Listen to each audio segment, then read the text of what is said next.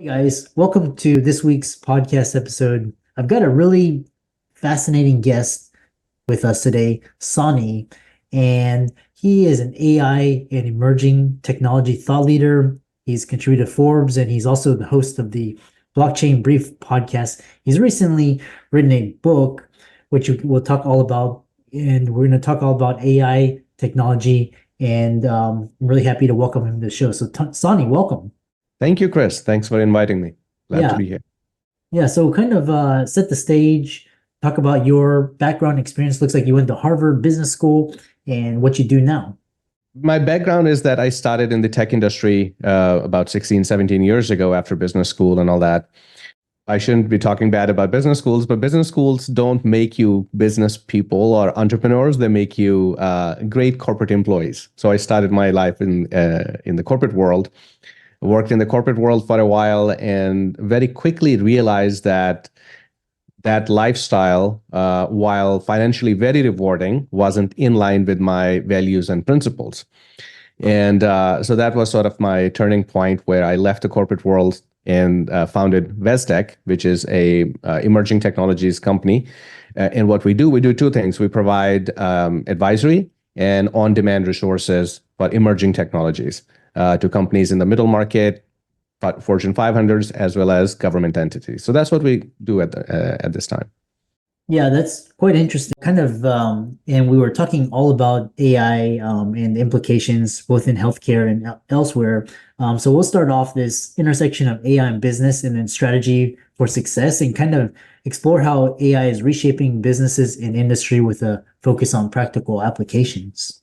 Absolutely. Lately, Web3 has been a big term in the industry, and everyone is talking about Web3. So instead of looking at AI or blockchain or other such technologies individually, my suggestion is that we look at Web3 holistically. And then that's when we get a more complete picture. In recent years, as you know, blockchain was a huge deal. Everyone was talking about blockchain. Bitcoin introduced the world to blockchain, and then everybody wanted to know what blockchain is. We did several large-scale projects in blockchain, built blockchain-based platforms, new business models, all kinds of good stuff. But I always had this feeling that blockchain is an excellent solution that hasn't met its match yet. The problem.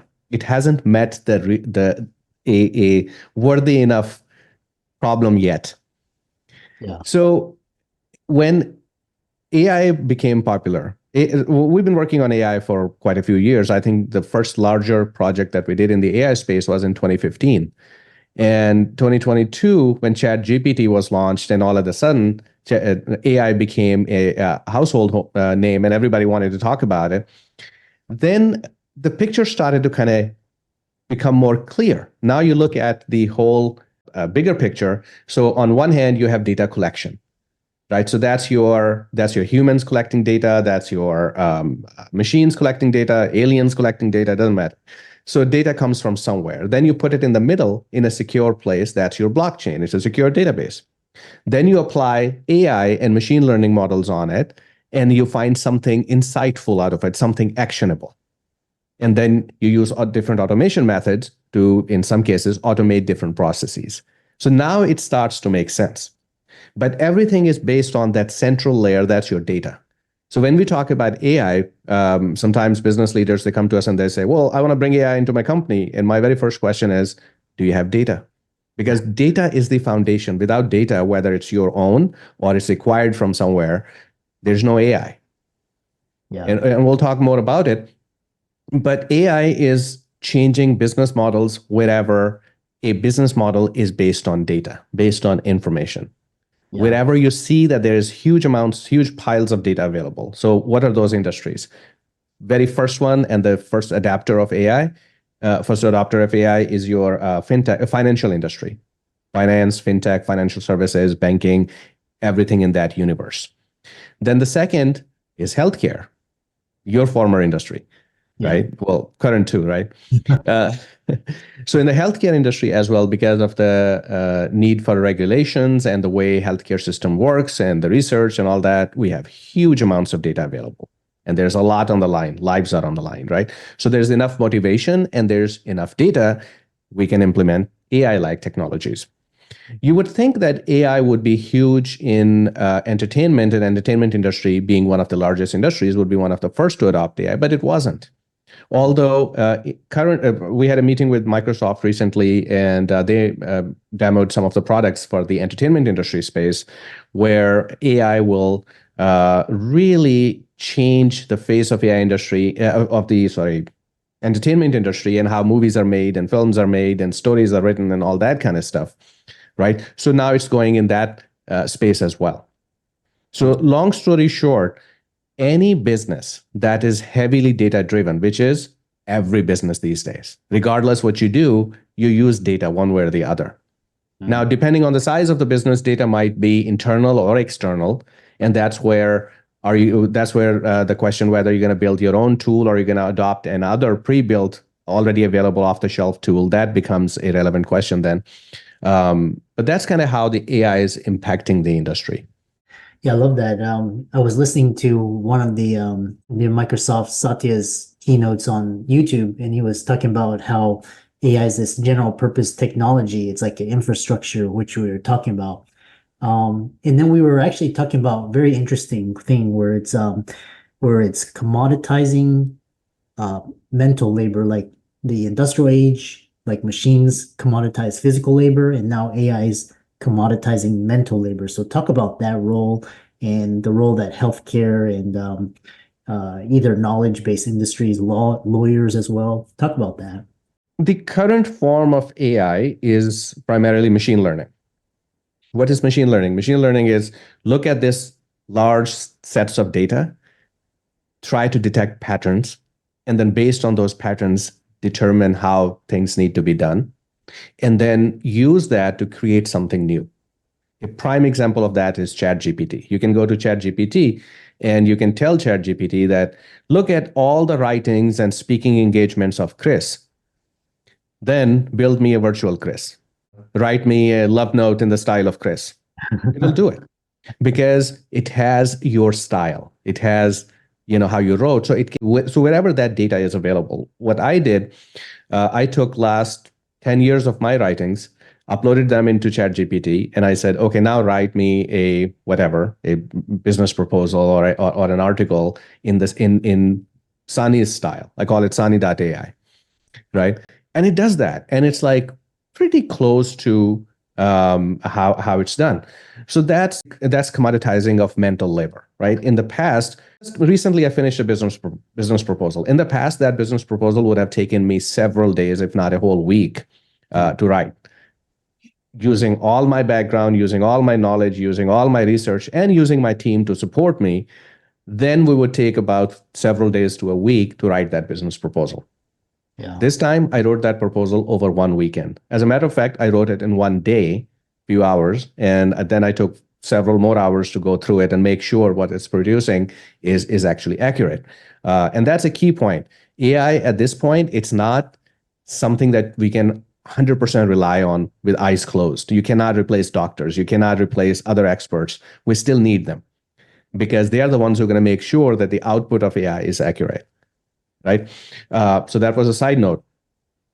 So another example that I've shared on different forums recently is that we built a product for an industrial environment help desk type situation where this help desk is created inside the industrial environment to support technicians working on different machines. Mm-hmm. In the past, you would need one help desk person supporting 10 technicians. Now you have one help desk person supporting over 100 technicians. Maybe even more. Why? Because we took all their FAQs and all their complex knowledge and solutions from the last 15, 20 years that are specific to this industrial environment and the machines they use. We put them in a custom GPT, trained it on their particular data, and we gave it to the technicians and we said, carry it with you in your pocket on your mobile device. And if you run into a problem, if your machine is not running optimally or there's a problem of any sort, pull out your phone, ask the question, it'll tell you what to do. Mm-hmm. So now the mental labor of those people, the help desk people who are, 1 to about 10 technicians. Now, because the need for that mental labor has reduced so much that now you just need really one person there as a backup in case situations where GPT can't help for whatever reason, then you need a human. Generally speaking, humans are still cheaper than AI. There was a study just came out, I think, of MIT last week that said human labor is still cheaper than AI, but that's for now, not for too long. Yeah, it's quite interesting because prior to ChatGPT, like my editing team, and I was spending, on the order of tens of thousands per year for the team, and then with ChatGPT and AI editing and generative AI, yeah, I could reduce all my total cost for editing and everything was like in the less than $5,000 a year, and it was like Yeah. producing 10x my output. The other interesting question is you mentioned you alluded to surgeons or when we were conversing earlier, and there's this future where robotics could be doing the surgery, but we have governments and we have politicians blocking that. So you said that surgeons are okay for now against AI, but you said not for long. I'm curious. I'm just curious for my own edification if you think robots will replace surgeons. Yeah. So a common question that I'm asked is AI going to take my job? Is AI stealing my job? And my response to that is AI is not going to steal your job, but other people who are very comfortable with AI, who are learning AI, they're going to take your job. They are your competition, not the robots. So at least for the time being.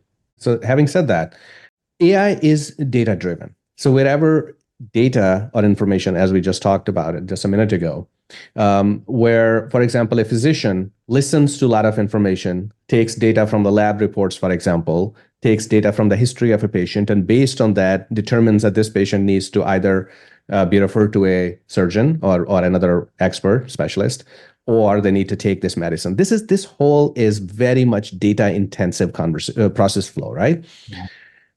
So in this scenario, you can easily replace, if not right now, maybe in the very near future, those physicians can probably be replaced because the whole process flow is exchange of information and nothing else.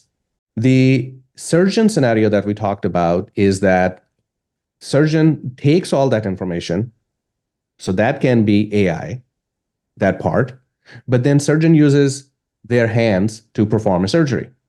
Of course, there are a bunch of machines out there that are claimed to be robotic surgeons, but they are actually remotely controlled or machine-assisted surgery type situations where a surgeon would use these machines as a tool.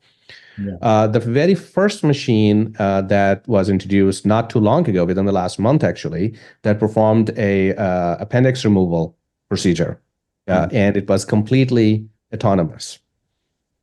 So that was the first somewhat significant surgery that was done completely by a robot. Wow. So are we getting to a point where robots can completely replace surgeons? I doubt that. Probably, for a while, I think we're okay. And the reason is that risk is too high. And especially, I mean, your generation, my generation, I don't know if we're going to feel comfortable with a robot trying to remove our appendices, or anything. Yeah. We often talk about machines and what machines are going to do, but there's not a lot of talk about how humans relate with machines, right? If you get a chance, I would suggest that you read my book. That's my shameless plug there. Yeah. So in the book, I dedicated quite a bit of the conversation on humans' reaction to the machines. Even when machines are completely able to perform their tasks perfectly or even better in some situations, humans don't feel comfortable with the machines in some scenarios. In some scenarios, they do. I shared with you a quick story earlier before we started recording, is the story of this behavioral health group that we've been working with. So they have dozens of therapists who meet with their clients once a week, typically. And so the question was, the therapist meets with a patient once a week, but what happens during the week when the patient is on their own? So what if we gave them a virtual therapist, which is trained on the primary therapist that the patient is using, right? So if Chris is the therapist of a patient, the AI that we would give to this patient would be Chris AI, Chris.ai, right? So that would be trained on Chris's method, Chris's conversations, Chris's history, knowledge, education, all that. So we did that, and then we ran a test study. And in the test study, we told these patients that you're going to have conversations with a AI therapist, and all your conversations will be recorded and will be used for training purpose. Are you okay with that? And they're like, yeah, sure. My assumption was that the patients would be very hesitant in opening up because one, it's a machine. Two, we're saying everything you say is going to be recorded. When you go to a therapist's office, therapist tells you that everything you say, privacy, nothing will be disclosed, therapist-patient confidentiality and all that. With the machine, we said, no, we're recording everything. To my surprise, the result was patients were more open to the machine than to the humans. Even when we are saying the humans aren't, they're promising confidentiality, machine is not promising confidentiality. Yeah. But humans were more comfortable talking to a machine than to other human. And in some cases, they disclosed things that then we had to think what to do with that information, because one was a story of infidelity. It's like, oh, darn. Now, what do we do with this information? Of course, we didn't do anything. We just used it for the machine training purpose.